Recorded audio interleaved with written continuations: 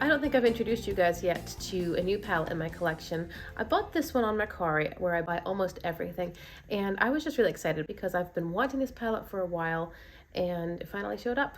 This is the Sorceress Smoke from Unearthly Cosmetics. Now, I'm going to mention this in my next While I Was Out, which I haven't at this time filmed, but I first tried Unearthly with their Lure palette, and I was absolutely smitten, completely overtaken by their formula in mattes and shimmers.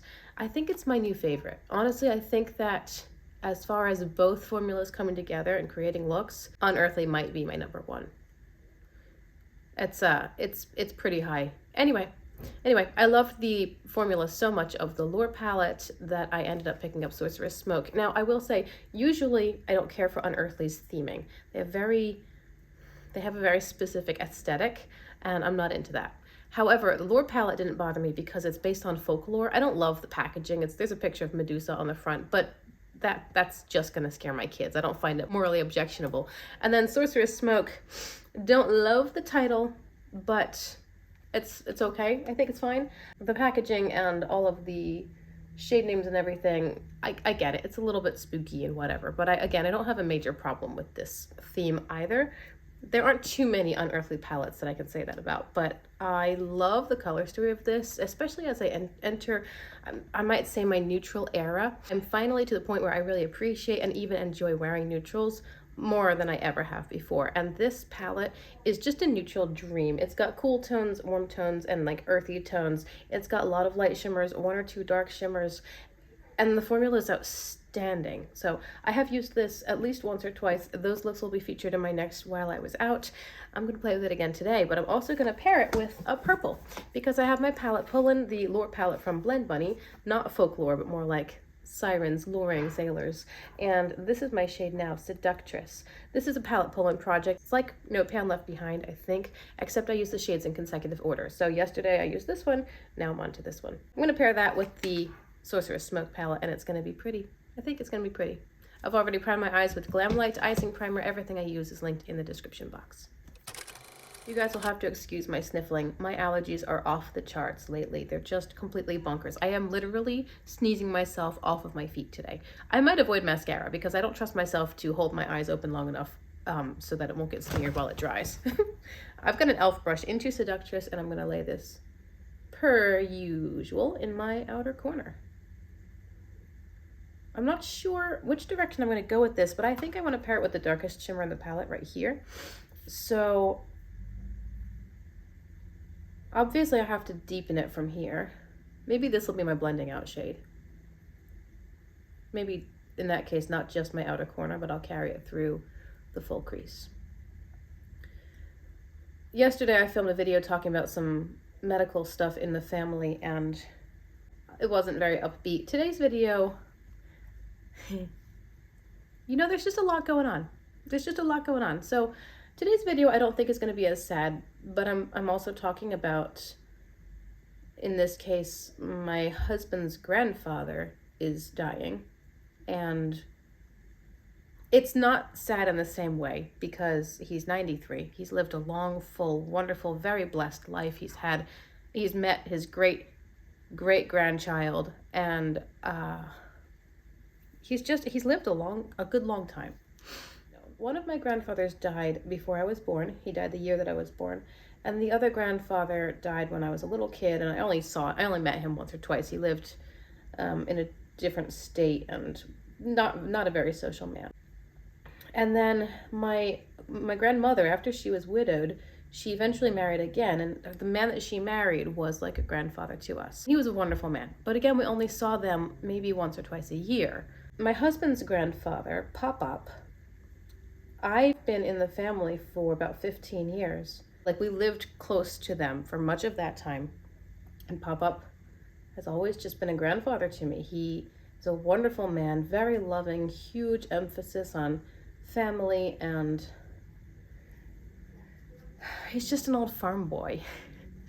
And he's extremely sweet. He's intelligent. He's very caring. He's always provided for his family, and it's just, he and his wife were the matriarch and the patriarch of the family. They hold everybody together. They are the glue of a very large family. it's going to be so different when he's not here anymore. We don't live nearby anymore. We moved across the country, but we've gone back a few times and made sure that we always stop and visit with him. Before we left, they still do it now, we just haven't attended, but before we moved away, the family would have this big family gathering. Initially, they just rented out an entire campground. And then as the family grew and grew, we needed larger and larger places. So we ended up going to like a retreat center that had ropes courses and a full cafeteria building and all these activities, one of those sorts of places. And we would be one of the largest parties on campus, with like 150 family members all there, celebrating, enjoying time together, fellowshipping, and really loving and connecting with each other. Poppop was at the head of all of that. He was the one who orchestrated everything and paid for everything. It was this incredible blessing to the family.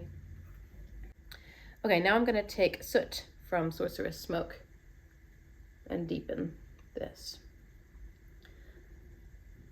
It was hard moving away because we knew that we'd be leaving that as well, that we weren't likely to go in multiple times a year for like Christmas, which is a big family thing, and also this retreat center, which always happened in June. Like, there were just several family activities, all with this one side of the family. And we knew that we wouldn't be able to travel back multiple times a year to make these things happen. And so that was kind of sad because it was a big part of our lives there. And those are my memories with Poppop. That's not even to say my husband's memories, because this is his grandfather. He's known him his entire life. Everybody just loves this old man so much. Unfortunately, he's not sick. He's never taken any kind of medications. He's had a couple of accidents over the years where we thought maybe it was his time to go, but he recovered and went on back to his life. All he takes is vitamins. And he's just lived a very long and relatively healthy and blessed life. But now he's old and his body is shutting down, so he's on hospice, and they brought in the hospital bed and they've got care, and he's had a caregiver for several years. But anyway, I'm just thinking about him today because we know that his time is nearing an end. And my mother-in-law called me today and asked me to sing for him. He always loved it when I sang for him. Every year I would sing at church on his and his wife's anniversary. I would sing the song that they used when she walked down the aisle. It's called "Oh Perfect Love," and I would sing that just as a little happy anniversary thing. So I sang that for him over the phone this morning, and I barely made it through. And then they said, "Well, Rachel, do you want to say anything?" And she's like, he can't, he's not really talking anymore, but he can hear you. And I heard him grunting over the phone, trying to make noises. And I just, I told him I loved him and that he had been such a huge blessing to so many people. And that I was excited for him to meet Jesus. And it was so funny because the hymn was just, I didn't plan it or anything. She just called and said, would you sing for Poppop? And I said, yeah. What song does he want? The first one she suggested I didn't know. And then I said, well, how about the one that I sang for their anniversary? And as I was singing it, I was thinking, this is the last thing I'm going to sing for him. And I was thinking about the words and how I had always sung it in the context of an anniversary, but now I was singing it in the context of death, the end of life. And what a different poignancy it took, a different meaning that it took on at the end of someone's life when they're preparing to meet the Lord and are looking back on 90 years of life. It was just a very different experience, and I was in tears. Let's pick up Nightshade. I'm going to use my finger. This is not going to be very contrasty look. I didn't really plan for it to be. I just wanted to use this palette again because I absolutely adore this formula overall. Mattes and shimmers.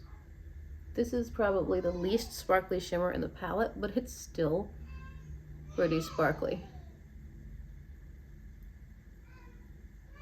I'll try to remember to take a little video in low light conditions. Maybe you'll be able to see the sparkle better.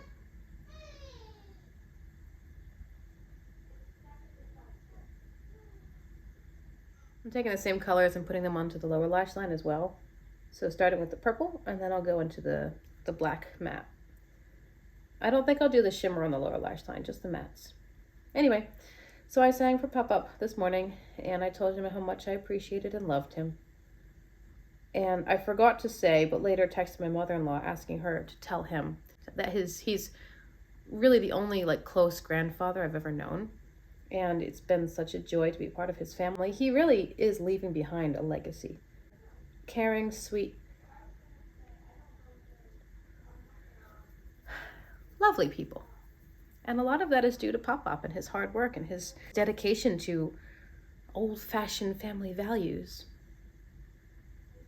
But he has worked hard all his life, and he's tired. So I said goodbye to him today, and then I cried. And I cried and I cried. I just couldn't stop shaking. I was shaking so much as I finished my phone call with him, and I hung up, and I was just trying to recover myself a little bit before I stepped back inside my house where my daughters were. But yeah, love that man.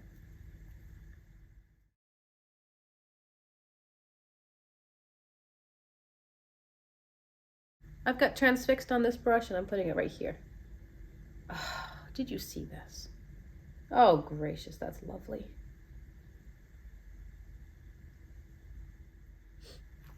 Well, that's all she wrote. I'll be right back.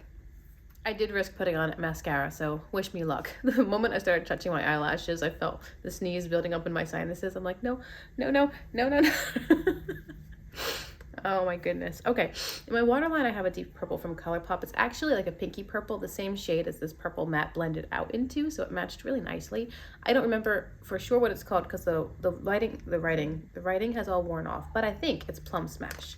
On my lips, I've been wearing this e.l.f. Glow Reviver lip oil in the shade absolutely impossible to see. It's called Jam Session. The writing is tiny on a clear sticker in black on the bottom. I wish that the labeling were a bit better for the color, but this one is called Jam Session.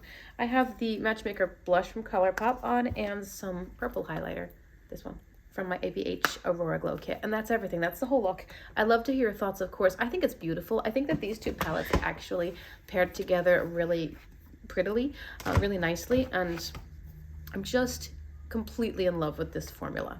The Unearthly formula is amazing. So that's it for today's video. Actually, I just wanted to put on some eyeshadow and chat about Poppop because I said goodbye to him today, and that was I wasn't expecting to sing to him over the phone and then have a chance to just say goodbye. You know, there are so many feelings in these last few days. I'm sorry if these videos have just not been as peppy as usual. I'm gonna get there. But right now everything's very new, everything's very fresh, and all of this news, you know, Poppop declining and my sister-in-law and it's cancer, her cancer stuff, and everything is just, it all happened in like one day. We all got the messages in one day, and then we've had 2 or 3 days now of things filtering and processing and more details and whatnot, but it was just a big day of bad news. And so I'm not going to come on here and pretend that everything's always hunky-dory. Sometimes life is hard. I appreciate you so much for being here. Thank you for giving me your time. I hope you've enjoyed today's video in some way. I hope you've enjoyed today's look. Do remember to tell me in the comments what you think of the eyeshadow look, what you think of Unearthly, etc. You know, we're all here to chat about eyeshadow too. So I appreciate you. Hope you will consider liking and subscribing before you go. Again, usually my videos are more upbeat than this, and I do have some really pretty palettes coming up to show you guys. So you can stick around for that, and I hope to see you in my next video. Bye.